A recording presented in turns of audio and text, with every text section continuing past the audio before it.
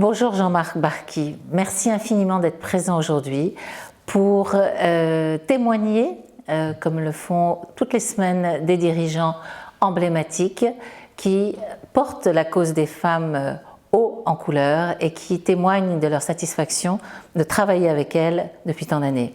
Vous êtes entrepreneur, vous êtes conseiller du commerce extérieur de la France, vous êtes membre d'associations professionnelles, membre actif de l'Institut de l'engagement fondé par Martin Hirsch et dirigé par Claire Mazancourt.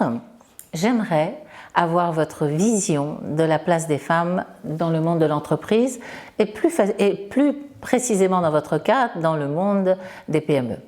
Merci Lucille déjà pour m'avoir proposé cette interview et c'est très intéressant pour moi de partager ça parce que c'est finalement, les choses se font naturellement, elles ne se font pas parce qu'on doit les faire. Donc l'histoire de Siloc est intéressante parce qu'on a finalement au bout de 25 ans, 50% de femmes, 50% d'hommes dans l'effectif et la majorité des femmes au comité directeur.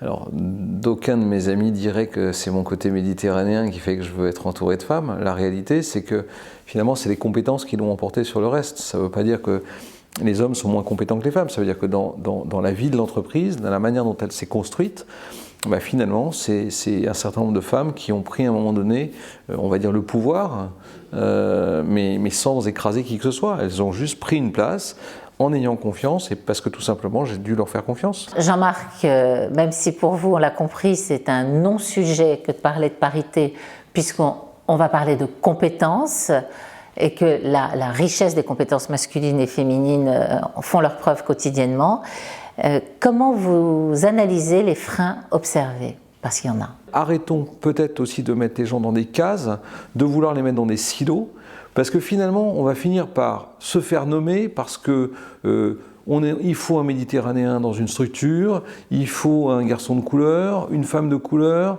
avec une jupe, avec un pantalon. Ok, what else? À un moment donné, jusqu'où on va? Et je pense que le danger de ça, c'est que finalement, on va tout écrire et qu'il n'y aura plus de spontanéité. Je pense que ce qu'il faut plutôt renvoyer, c'est d'expliquer à chacun que on doit laisser sa chance à tout le monde et surtout rien s'interdire, il faut juste avoir envie de le faire. La question c'est est-ce que le monde actuel a envie de le faire? Est-ce que notre monde dit machiste a envie de le faire? Je dirais que l'exemple vient d'en haut. Finalement, est-ce que c'est pas le monde de nos politiques? Est-ce que c'est pas le monde de nos grands dirigeants à montrer un exemple? Vous êtes bien évidemment favorable à la présence des femmes dans les instances de direction. Tous les dirigeants ne le sont pas. Quels conseils pourriez-vous leur donner pour qu'ils épousent cette ère de changement et de modernisme attendu et nécessaire? Moi, je trouve que c'est une richesse extraordinaire de travailler avec des femmes aujourd'hui. Il y a plein de choses que vous nous apportez que nous sommes incapables de donner. Enfin, c'est comme ça. Et je crois que c'est juste un équilibre naturel. La planète, elle est faite pour être équilibrée comme ça. A priori, l'équilibre, il est à 50-50, il n'est pas à 70-30. Jean-Marc, eh bien, on a compris le message. Vous conseillez aux hommes donc de ne pas avoir peur, de donner une chance aux femmes et vous recommandez aux femmes d'avoir de l'audace. Et vous avez bien raison. Merci Lucille.